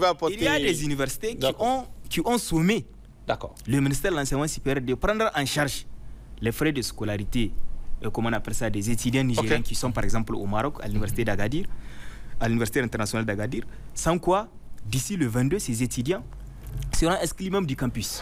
Donc toutes ces situations montrent que c'est bien vraiment l'État doit assumer sa responsabilité. Merci, c'est bien dit. Recteur, vous allez rapidement, on va à la dernière question prochaine. Qui a été évoqué dans le cadre du financement de l'enseignement supérieur. Je pense qu'au-delà de la subvention que l'État donne aux universités publiques, il est important aussi que nous fassions des efforts pour mobiliser les ressources propres. Aujourd'hui, les ressources propres, quand je prends l'exemple de l'UAM, si vous prenez les frais d'inscription, les frais de retrait d'attestation, les frais de retrait de diplôme, les frais de... c'est pas beaucoup, c'est à peine 5% du budget, des ressources qui sont mobilisées au niveau de l'université. Alors que nous avons beaucoup d'opportunités qui existent, notamment quand on regarde même en matière de recherche, ce n'est pas grâce au fonds que le ministère donne que les collègues font de la recherche, c'est parce qu'ils ont des partenaires. C'est ça. Moi, je vois au niveau de l'UAM, par exemple, la dernière fois, on a fait le point à minima pour les projets de recherche. Les gens sont capables de mobiliser plus de 1 milliard par an, et sans compter tout ce qu'on peut faire en matière d'expertise, en matière aussi de valorisation des infrastructures que nous avons. On voit par exemple les prestations qu'on peut faire, que ce soit à l'Institut de radioisotope, mais pour aussi les domaines qui ont été évoqués tout à l'heure par le recteur de l'université de Boubacar Ba de Tillabéri. Vous allez à l'IRI, aujourd'hui, nous avons des collègues qui ont mis en place un dispositif où on peut produire de l'engrais organique, on peut produire du biogaz, où on peut produire tout un tas de matières qui peuvent être utilisées pour la promotion de l'irrigation, pour la promotion. C'est valable aussi au niveau de la faculté d'agronomie. Si on visite aujourd'hui la ferme agricole intégrée de la faculté d'agronomie, qui est avec le projet Suslan, vous avez vu, c'est le seul endroit où on produit à peu près 1 tonne de semences de moringa. De moringa, d'accord. Il n'y a pas d'eux dans le Niger. Donc c'est quand même important. Il y a des opportunités. Bien sûr. Il suffit juste de les exploiter. Mais comme on le dit, ce sont des universités publiques. Leur fonctionnement repose sur la responsabilité de l'État d'abord. Ensuite, les autres bien sûr. Mobilisés. On est d'accord. On est d'accord, professeur. Oui, rapidement. En fait, c'est pour bon, comme la question a été, comme l'aspect a été évoqué, dans toutes les UPN, vraiment, ils ont des ressources propres qu'ils mobilisent, mais c'est que c'est insignifiant. Voilà, vraiment, c'est insignifiant et que l'essentiel du fonctionnement de l'institution des universités publiques repose sur la subvention de l'État. Sur la subvention de l'État. Et la subvention de l'État, comme on sait, en fait, elle ne vient pas d'un... De toute façon, ce que vous avez demandé, c'est pas ce qu'on vous, pas ce qu'on vous donne. Et là, c'est vraiment compte tenu au niveau des distributions budgétaires, on essaie de prioriser les différents, c'est-à-dire les différents volets et des questions, c'est-à-dire les questions d'investissement. Donc vraiment, c'est pour noter qu'au niveau des UPN, il y a des mobilisations de ressources propres, mais qui est vraiment insignifiante pour pouvoir supporter certains aspects. Et par rapport à la situation des étudiants à l'étranger, rapidement? Alors, par rapport à la situation des étudiants à l'étranger, alors il a bel et bien dit que ce sont des bourses de coopération. D'accord, ce sont des bourses de coopération. Alors, quand on parle d'une bourse de coopération, l'État du Niger ne donne qu'un complément. Un complément, voilà. L'État du Niger ne donne qu'un complément. Je donne à titre d'exemple que lorsqu'un étudiant bénéficie de la bourse de coopération marocaine, ses frais de scolarité. Ces frais de scolarité et même ces moyens de subsistance sont pris en charge par ce pays qui lui a octroyé la bourse. L'État du Niger ne vient qu'en complément à hauteur de 90 000, c'est-à-dire c'est 30 000 francs par mois. Alors c'est ce complément que l'ANAP doit lui donner. Et je pense pas que... Et je pense que les 30 000, les 30 000 francs, c'est-à-dire les 30 000 ou les 90 000 francs que l'ANAP doit lui compléter, c'est pas ça qui assure quand même sa formation. C'est juste en complément comme moyen de subsistance. On a compris. Comme moyen de subsistance. D'accord. Voilà. Merci. On va avancer pour finir. Avant de finir, on va aborder un sujet qui a vraiment défrayé la chronique il y a quelques semaines. C'est cette violence qu'on constate régulièrement dans nos universités. On a vu cette situation à Tawa, à Zender et tout dernièrement à Niamey. Comment expliquer un tel phénomène et quelle réponse faut-il apporter à cette situation? Là, je pose directement la question à Talat. Parce qu'on a vu ces violences sur le campus. Un étudiant, il est venu pour étudier, pas pour faire de la violence sur le campus ou bien même dans les universités, ou bien dans les instituts, dans les écoles. Alors, qu'est-ce qui se passe? Comment on peut expliquer un tel phénomène aujourd'hui? Je voudrais, pour répondre à cette question, d'abord préciser que, vous savez... Au Niger, nous avons tendance à généraliser des situations qui sont en réalité des cas isolés. Des cas isolés, ok. Oui.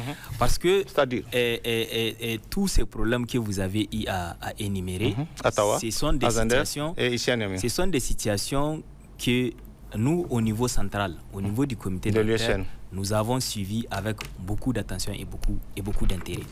Et ce n'est pas pour rien quand l'organisation dans son fonctionnement a toujours prévu ce qu'on appelle la formation syndicale politique et idéologique. En aucune manière et dans aucun ordre de fonctionnement de notre structure, il n'est admis de manquer de respect à son prochain ou bien à son supérieur. Surtout pas à son enseignant quand même. Mais très souvent, comme c'est un rassemblement d'individus qui sont ici de différentes contrées, qui arrivent, il est tout à fait normal qu'il y ait des situations d'incompréhension de part et d'autre. Et il n'y en a pas une seule université au monde qui existe qui n'aurait pas en tout cas vécu un conflit entre les composants. Mais c'est que c'est récurrent. Cette situation, elle est récurrente. Ça fait beaucoup de temps que ça se passe. Et qu'est-ce qu'il faut faire? On voudra continuer à observer des étudiants qui agressent leurs enseignants dans les facultés? Qu'est-ce qui se passe? Les étudiants qui agressent leurs enseignants dans les facultés, je ne pense pas s'il y a un cas pareil où un étudiant agresse son enseignant.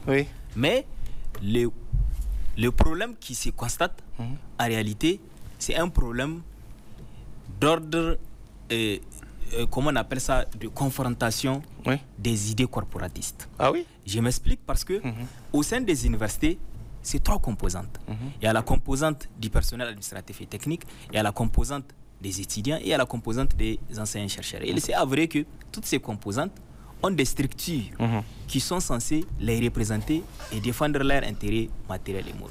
Maintenant, c'est dans le cadre du fonctionnement de l'institution, dans le cadre de la cohabitation qui est obligatoire entre ces composantes, souvent que lorsque les intérêts de ces structures sont souvent partagés. Et quel intérêt précisément? Parce que je ne comprends pas. L'enseignant, il est là pour dispenser des cours. L'étudiant est là pour recevoir ses cours. Alors, c'est quoi l'intérêt qui peut, dans ce cas, les mélanger? Je pose la question. L'enseignant est là pour dispenser son cours, mais l'enseignant a des droits bien sûr. au sein de l'institution. Et lorsque, par exemple, ces droits-là sont menacés, les syndicats des enseignants ont la charge de pouvoir et comment on appelle ça, poser les débats et défendre. Oui, ça on l'a vu, parce qu'on a vu le cas de Niamey, où les gens ont carrément menacé de ne pas faire le cours.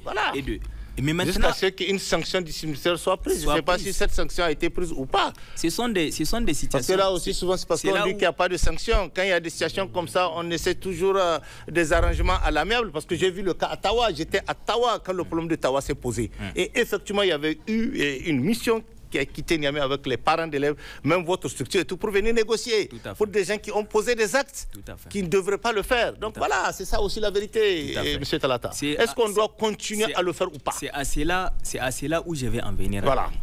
Vous savez, dans le cadre du fonctionnement de nos institutions, notamment les universités publiques du Niger, chaque université a un règlement intérieur sur lequel elle fonctionne. Et ce règlement intérieur prévoit des mesures lorsqu'il y a des cas de violence, par exemple, que ce soit une violence d'un enseignant sur un étudiant ou d'un PAT sur un ou vice-versa.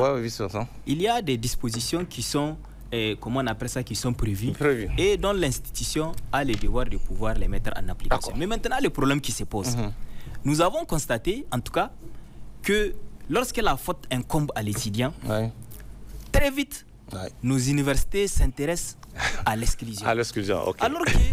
Alors que pour discipliner un cas de faute, que ce soit majeure ou mineure, l'exclusion ne doit pas être quand même... Il y a des sanctions graduelles. Voilà.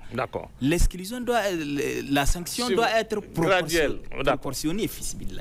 Mais très malheureusement, dans nos universités, dès qu'un étudiant commet un acte, même si cet étudiant-là s'est comporté pendant 5 ans dans l'université, s'est comporté normalement, le seul acte qu'il commet, on dit bon, il faut l'exclure. Ils vont répondre. Et ça, ce n'est vraiment pas... Ils sont là, les responsables. Nous pensons que vraiment, ce sont des situations qu'il faut essayer de voir pour voir comment est-ce que nous pouvons les solutionner. Mais sinon, dans le cadre du fonctionnement de notre structure, il est écrit noir sur blanc. Là, vous prenez des sanctions. Je pose la question. Est-ce que en pareille circonstance, vous prenez des sanctions contre ces étudiants? Mais bien sûr. Mais bien sûr. Lorsqu'il y a un cas d'indiscipline qui est constaté au sein de la structure, automatiquement la structure prend des mesures disciplinaires. Et ça a été le cas pour Tawa, Zender et Niamey? Pour le cas de Tawa, nous avions dans un premier temps envoyé, comme vous l'avez dit, c'était moi-même qui étais chargé de mission. J'étais à Tawa, effectivement. Nous avons rencontré les syndicats des enseignants-chercheurs, nous avons rencontré le recteur de l'université, nous avons rencontré toutes les parties et nous avons également sommé nos camarades par rapport à l'acte qu'ils ont eu à commettre. Et ce dialogue qui a été vraiment... ça a permis de résoudre plus ou moins la situation. On est d'accord. Parce que vraiment, les autorités ont été compréhensives. Ah oui, parce bien que sûr. Elles étaient impliquées. C'était un acte le condamnable. C'était condamnable. Et de l'autre côté, la chefferie, tout le monde était nos camarades, nous les avons ramenés à la raison. Et ils ont Vous avez pris des sanctions? On a pris des sanctions. Et c'est quoi ces sanctions? Je veux savoir. Les sanctions sont, entre autres, dans un premier temps, nous avons exigé à ce que les responsables des étudiants puissent écrire une lettre d'excuse officielle à l'endroit de ces personnes à qui on a commis le tort. Et dans un second temps, on a également pris la mesure que plus jamais ces genres d'actes ne se reproduisent. Donc voilà un peu comment on a fait pour finir avec vous, parce qu'on a aussi mené notre enquête souvent au niveau de cette structure de l'USN, parce que souvent on nous a dit ceux qui sont à la base de ces genres de choses, souvent c'est des étudiants qui ont duré à l'université, qui passent d'une faculté à une autre, qui passent des années et qui changent de faculté. Souvent c'est eux qui sont au devant, un vrai ou faux, je ne sais pas. Moi je pose la question parce que par le passé, M. Talas, je ne sais pas si vous êtes au courant, comprends, ouais, on a vu des étudiants qui sont dans les structures de l'université de Niamey.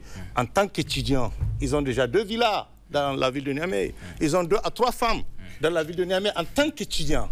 Et comment on peut expliquer? Et raison pour laquelle souvent ils n'ont pas envie de quitter le campus, ils n'ont pas envie de finir les études. Comment on peut expliquer un étudiant qui est sur le banc, qui déjà à l'université, il a 2 villas, et où souvent ils louent, parce que quand tu as 3 femmes, tu es obligé de louer la 3e maison. Ils louent, et qui est déjà à l'université, qui a 2 villas et qui marie 3 femmes. Et comment on peut, avec la bourse, là, on sait combien le montant. Comment on peut expliquer? Et on nous a dit, vrai ou faux, je pose la question. Souvent, ce sont ces étudiants qui ne veulent pas quitter et qui créent cette situation. Vrai ou faux, je pose la question. Et je voudrais, pour répondre à cette question, d'abord faire remarquer que... Ça, c'est avant. Je ne sais pas si ça se passe maintenant. S'il y a des étudiants aujourd'hui qui ont 2 ou 3 femmes ou qui ont des villas, 2 ou 3 villas à l'université alors qu'ils sont étudiants. Je ne sais pas si c'est le cas aujourd'hui. Je vais en venir. Voilà. Je vais en venir. Il ne faudrait pas que l'on soustrait, juste parce qu'on est étudiant, que l'on soustrait l'étudiant de la société nigérienne. D'accord. Nous sommes une société qui a sa tradition, qui a ses cultures et tout. D'accord. Aujourd'hui, le fait, par exemple, que et une personne se marie, c'est une responsabilité strictement personnelle. Oui, tout à fait. Donc, ce n'est mais pas jusqu'à 2 ou 3 femmes en étant sur le banc de l'école. Même si c'est 4 femmes, c'est une question de responsabilité. Avec une bourse. La question, est-ce que c'est avec cette bourse que ce monsieur peut diriger un foyer de 3 ou 4 femmes? C'est ça la question. Parce que c'est pour ça que les gens disent, en vérité, ce qu'il y a de dessous, que les gens ne payent. Pourquoi souvent les gens n'ont pas envie de quitter cette université et chaque année, ils ne changent que de faculté. Ce qui crée souvent des problèmes. Et ce sont souvent eux qui sont les meneurs de ce qui est en train de se passer à l'université. Moi, je pose la question. C'est ce qu'on nous a dit. Moi, je vais vérifier aujourd'hui. La question trouve tout son sens, mais aussi elle a une réponse. Laquelle? Parce que quand vous dites qu'un étudiant qui se marie et qui prend en charge son foyer avec la bourse, la question à se poser ici, est-ce que réellement c'est avec la bourse? Voilà, c'est ça la question aussi. Il prend en charge sa famille.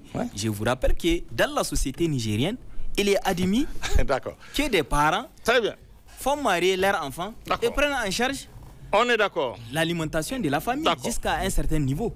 Ok. C'est des situations vraiment sur lesquelles moi je pense qu'on ne peut pas. Est-ce qu'aujourd'hui il y a encore cette situation? Parce que moi je parle du passé. Moi je crois qu'aujourd'hui il y a cette situation. Moi je crois que la question pertinente. Il y en a cette situation aujourd'hui? La question pertinente peut-être qu'il faut poser. Est-ce que réellement ce sont les étudiants qui ont dirigé dans les universités? Est-ce que ce sont eux? C'est ce que c'est dit, moi je sais pas. Est-ce que ce sont eux qui sont à la base des violences? Il faut. Moi je crois que. Parce que c'est ce qui a été dit. Chaque fois qu'il y a eu cette difficulté, on nous rapporte qu'effectivement c'est des gens qui ont duré, qui changent de faculté chaque année. Vrai ou faux, je ne sais pas, moi je pose la question. Mais comme nous sommes dans des universités, je crois que cette question, elle peut très vite trouver sa réponse. Il suffit que l'institution puisse engager des comités pour faire des travaux afin de pouvoir aboutir à un résultat pour merci. C'est le fait qu'on dure dans une université qui peut faire en sorte que l'on soit responsable des violences. Merci beaucoup. Mais sinon vraiment pour finir, la violence en milieu scolaire de façon générale, c'est une situation qui laisse un ne met pas. D'accord. Et à chaque fois qu'une situation de violence intervienne, sachez que ni dans la forme, ni dans le règlement intérieur, ni dans les statuts, le CN ne cautionne pas. D'accord. Mais maintenant, c'est comment est-ce qu'il faut créer les conditions pour gérer. Et nous avons plusieurs paramètres qui nous permettent de le faire par l'organisation des ateliers de formation de ce qu'on appelle la commission des affaires sociales, par l'organisation des conférences et débats pour vraiment faire comprendre aux étudiants la nécessité d'accepter de vivre ensemble parce que c'est la seule façon pour les universités d'avoir cette stabilité. Merci. C'est bien dit. Merci Talata. Oui, pour ce cas, je rappelle cette question, on va finir. Merci vraiment. Par rapport à cette question... De violence, c'est récurrent. Si on a posé la question, c'est parce que c'est récurrent. Oui, chaque année, à Tawa, à Zender, à Maradi et à Niamey, c'est récurrent. Effectivement, c'est récurrent et nous avons évoqué ce problème au niveau de la CRUPEN. Mais ce qu'il faut savoir, les universités... La CRUPEN, c'est quoi exactement? La conférence? La conférence des recteurs des universités publiques. Ok, d'accord. Donc, il faut savoir que l'université, c'est une petite société dans la grande société nationale. Et chaque société est régie par des lois et des textes. En cas de violence, les gens, je ne sais pas, ils ne comprennent pas. Ou on incrimine un enseignant, ou on incrimine le recteur, ou on incrimine... Non. il y a le conseil d'université. Ah, le conseil d'université. C'est le conseil qui statue sur tous les cas. Ok. Les concernés sont conviés par le conseil et le conseil les écoute. D'accord.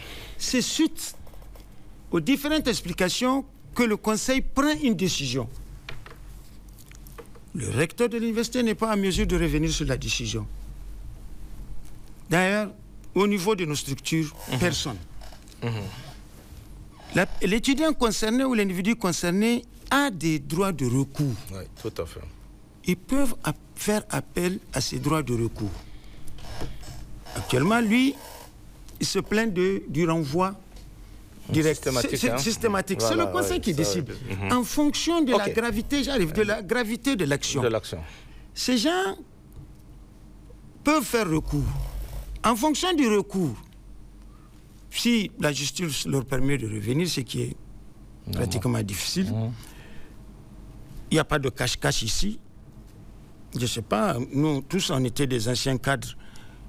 Tous ceux qui ont vécu cette situation, pour que l'État ne se trouve pas dans une situation de créer de frustration, comme il l'a dit, il y a 3 structures au niveau des universités.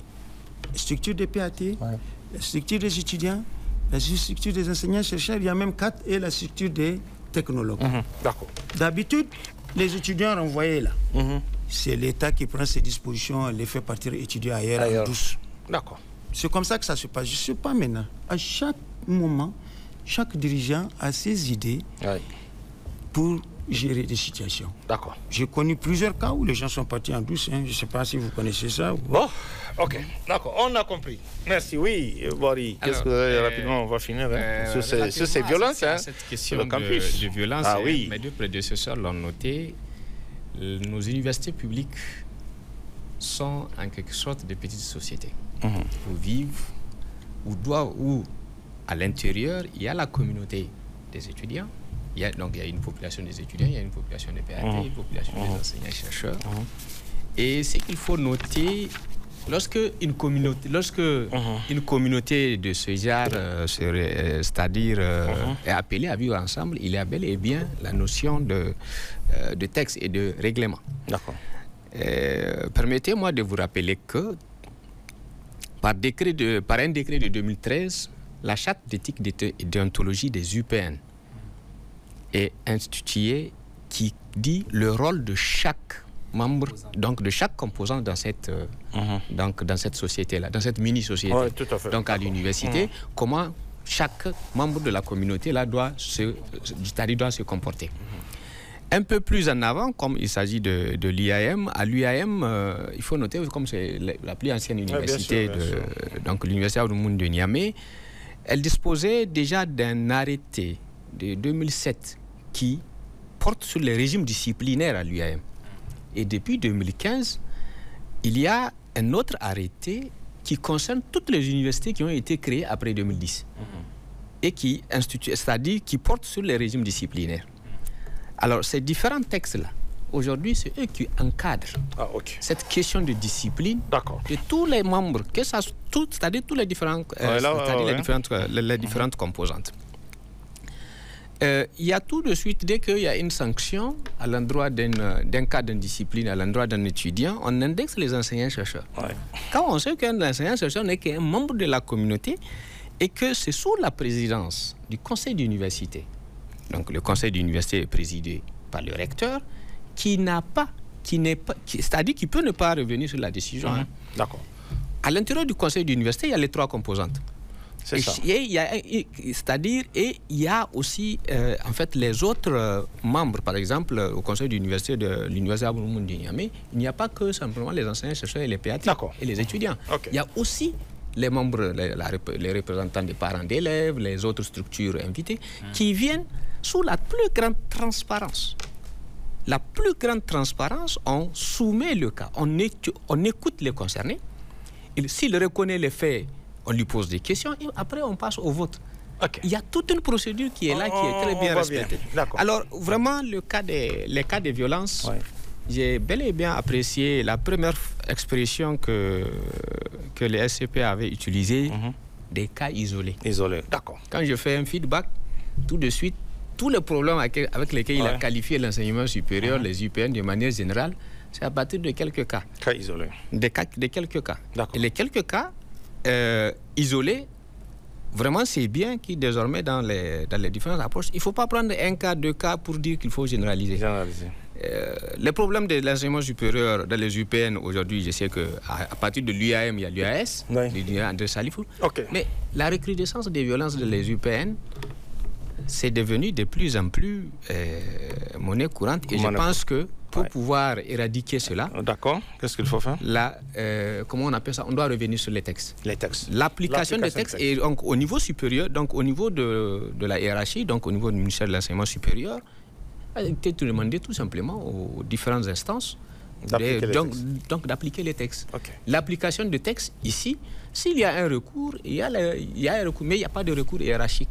Il n'y a pas de recours hiérarchique, mais s'il y a un recours, ils n'ont qu'à aller faire un recours au niveau des juridictions compétentes qui sont chargées d'examiner et donner suite à cela. Merci beaucoup. Donc, voilà quelques éléments. Non, on a compris. Merci beaucoup. Oui, professeur, on finit avec vous. Qu'est-ce que vous allez répondre rapidement Oui, moi, sur cette situation. Sur cette situation, puisque j'ai été victime le 28 juin 2025, puisque j'étais sur les lieux de la faculté d'agronomie lorsqu'il y a eu l'agression de la commission des affaires sociales et de l'ordre de Lyonoun. C'est ça.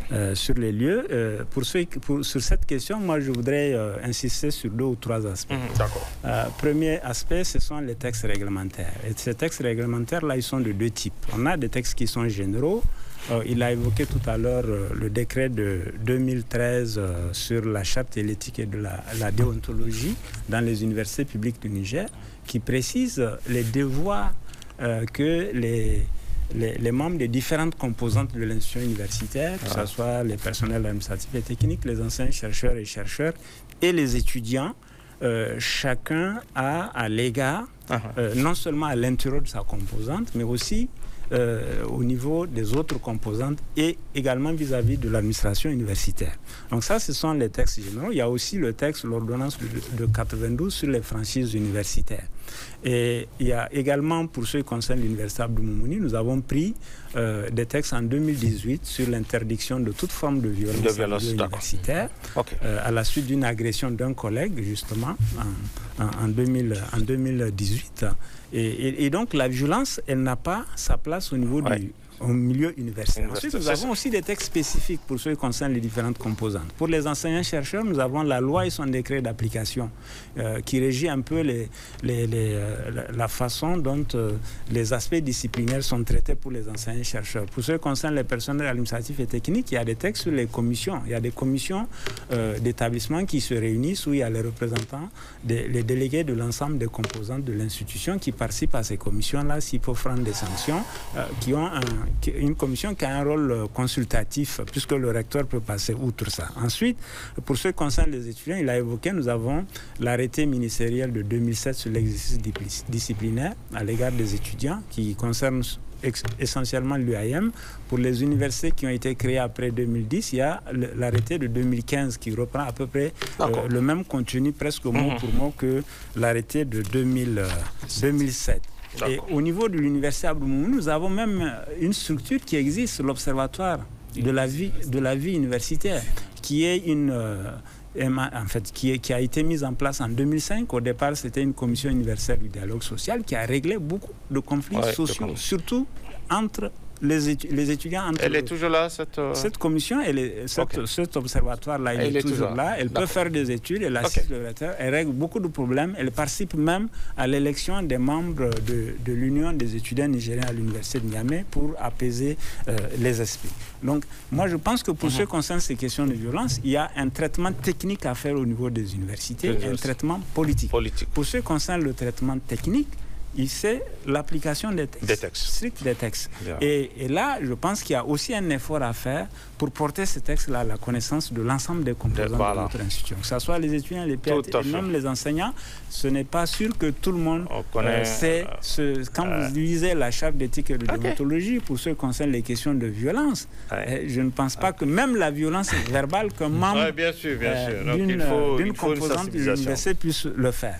Donc il faut former les gens, il faut faire des conférences, etc., etc. Maintenant, le traitement politique, on a vu aussi ces dernières années le pouvoir en tout cas depuis, on peut même dire une quinzaine, vingtaine d'années. Oui, il y a eu des relations entre les structures étudiantines et le politique, qui ne sont pas de nature à favoriser l'apaisement des relations avec les responsables administratifs des universités. Lorsque les gens peuvent aller directement voir le président de la République, ils peuvent aller directement voir le Premier ministre ou la Première Dame, alors que le ministre de l'Enseignement supérieur est là, alors que le recteur de l'université est là. Parfois, les gars, ils sont à la présidence et en ce temps qu'on appelle le ministre de l'Enseignement supérieur. Donc, c'est pas normal. Ça crée des relations qui ne sont pas saines. Tant qu'on va permettre aux scolaires, aux étudiants, d'avoir ce type de relation avec le pouvoir politique qui met à mal les relations hiérarchiques que nous avons au niveau des universités publiques, moi je pense que ça pose problème. Donc ce problème-là, je pense qu'il faut qu'on ait ces deux types de règlements-là pour pouvoir venir à bout. Tant qu'on ne fera pas ça, ça va être très très difficile. En tout cas pour ceux qui concernent les universités publiques, pour l'UAM que je connais, nous allons prendre nos responsabilités par rapport à l'application des textes, aussi bien les textes des études, parce que ce que vous dites sur les étudiants à rallonge qui ne finissent pas. Là. Oui, ça c'est ce qu'on nous a dit. C'est ce qu'on nous a dit par le passé. Je ne sais pas si la situation existe ou pas maintenant. C'est par le passé. Les licences et les masters qui ne permettent pas aux étudiants de s'éterniser à l'université. D'accord. Donc, on va les appliquer. OK. Merci. Merci, vraiment, professeur Aruna, vraiment pour votre contribution et tout ce que vous avez dit ce soir sur ce plateau. Et cet aspect surtout que vous venez d'évoquer, parce que les relations, effectivement, les gens ont décrié, il faut dire la vérité, à part le passé. Je ne sais pas si ça continue comme ça entre les structures étudiantines et le politique, où souvent c'est les étudiants qui prennent le pas sur le politique, c'est pas normal. Ça, vous l'avez si bien dit, et j'espère que c'est un message fort en direction vraiment des nouvelles autorités de la Fondation pour que les choses reviennent à leur juste valeur, parce qu'un étudiant c'est dans la salle de cours, un étudiant c'est dans l'amphi et puis pas ailleurs. Voilà, vraiment c'est un message fort et j'espère que les gens tiendront compte de ça. Et aussi ce que vous avez dit sur le fonctionnement de la plus grande université, parce qu'un budget de fonctionnement de 14 milliards pour le nombre d'étudiants, je pense que c'est quelque chose vraiment à revoir. Et je suis convaincu que le CNSP sans doute va pouvoir, en tout cas dans les prochaines années ou mois à venir, renforcer la capacité de ces universités à travers ce budget de fonctionnement. Vraiment merci. Docteur Marie, merci aussi pour votre contribution. On a vu les efforts. Vous avez bien expliqué c'est quoi cette reprise des cours pour la compréhension vraiment du public et des téléspectateurs pour qu'on comprenne de quoi il s'agit. Et vraiment merci aussi pour tous les efforts qui sont en train d'être faits par le ministère de l'Enseignement supérieur pour la vie et par l'État lui-même pour pouvoir faire fonctionner toutes ces universités. Parce que 8 on est à 9e, il y a 9 universités et c'est pas aussi facile. On a vu le nombre d'étudiants qui sont là, donc je pense que vraiment il y a beaucoup d'efforts aussi à faire. Vraiment merci pour votre contribution. Et docteur Karimou, merci aussi pour votre contribution et l'initiative que l'Université de Tillabéri a eue, parce que c'est vrai, l'État seul ne peut pas assurer le fonctionnement de ces universités, mais s'il y a des initiatives au niveau de ces universités, ça peut aider. Vraiment, merci pour tout ce que vous êtes en train de faire au niveau de cette université de Tillabéri. Talata, merci pour votre sincérité, parce que bon... ah oui, merci pour votre sincérité et tout ce que vous avez dit. Souvent, ici, on dit beaucoup de choses sur les étudiants, on entend beaucoup de choses, mais bon, vous avez apporté vraiment la précision aujourd'hui sur comment les choses se passent. Et même si vous-même, au niveau de l'USM, vous prenez des mesures pour sanctionner ces étudiants qui commettent des indicateurs, c'est pas normal, parce qu'un étudiant ne peut pas porter la main sur son enseignant, ça il faut le dire, quelqu'un qui est venu apprendre le savoir, vous-même vous êtes venu recevoir ce savoir, donc je pense qu'il faut mettre un peu d'ordre, parce que c'est ce qu'on reproche beaucoup à votre structure, ça va de partout, les gens font ce qu'ils veulent. Bon, or, si déjà à l'université, les gens ne prennent pas conscience que c'est eux l'élite de demain et qu'ils posent des actes, je pense que le pays, ça va répercuter sur le pays. Ça, il faut arrêter ça. Vraiment, merci pour votre sincérité et votre contribution. J'espère que la question de bourse que vous avez soulevée aura une solution. Parce que vous avez compris, l'État a fait beaucoup d'efforts, mais il reste beaucoup à faire. Vraiment, merci pour votre contribution. On va s'arrêter là. On va vous inviter régulièrement sur ce plateau pour que vous puissiez apporter vraiment votre contribution à tout ce qui est en train de se passer aussi dans la marche du pays. Vraiment merci. On va s'arrêter là en espérant se retrouver une prochaine fois sur d'autres thématiques. Merci à tous. Mesdames, Messieurs, c'est la fin de cette émission. Merci de l'avoir suivi et à l'occasion de la reprise toujours des activités académiques dans l'enseignement supérieur au Niger, nous allons dans nos prochaines émissions convier les différents responsables des universités privées du pays pour parler de la rentrée universitaire et académique 2025. Excellente soirée à tous. Au revoir.